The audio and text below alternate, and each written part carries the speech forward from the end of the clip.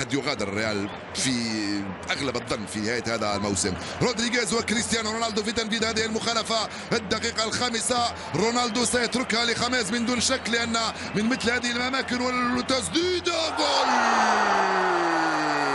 يفتتح مجال التسجيل. خميس رودريغيز عند الدقيقة الخامسة من انطلاقة المباراة. قلت من مثل هذه الأماكن والمساحات تحتاج إلى فنان. خميس رودريغيز بيضرب بيسرى في محاولة لاستعادة ثقته وثقة جماهيره فيه وثقة أيضا زين الدين زيدان في خميس. هدف مبكر هو السادس لخميس رودريغيز مع الريال. جول بتسديدة باليسارية على يمين ريزغو. ريال مدريد حقق المهم في الخمس دقائق الأخيرة. بيبي فتح الطريق أمام هذه التسديدة. الارتماء كانت متأخرة من آسيا ريزغو. جول لريال مدريد أمام ايبار في سانتياغو برنابيو في مدريد بعد 5 دقائق لعب.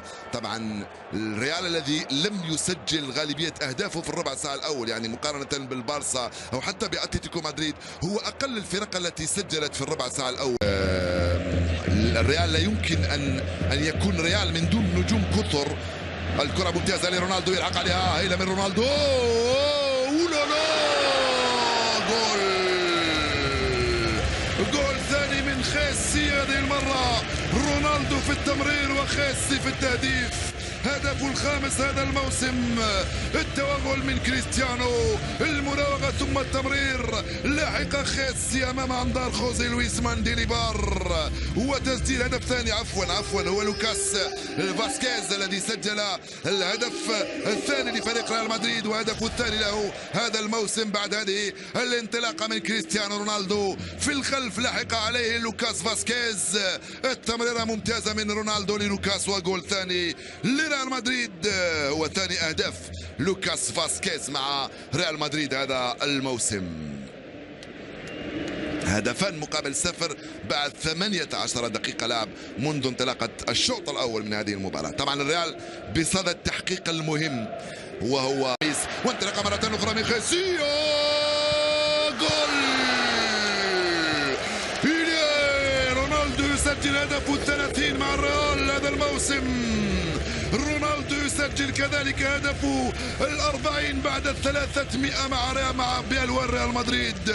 هدفان في ظرف دقيقتين، 3 أهداف في ظرف 20 دقيقة للريال. يعبث بايبار ويسجل ثلاثي اليوم. ريال مدريد ورونالدو بالثلاثة يضرب اليوم في 20 دقيقة لعب. كرة خلف المدافعين ممتازة والانطلاقة من هناك. خيسي يمرر لرونالدو، يستلم وينتظر ثم يحطها في الجهة اليمنى.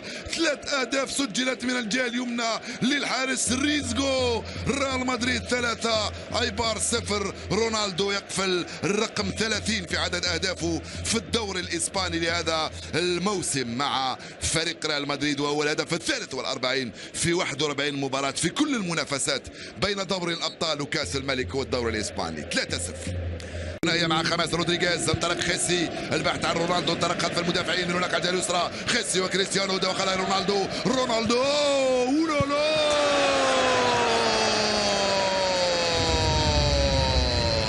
خيسي رودريغيز يسجل ثنائي اليوم.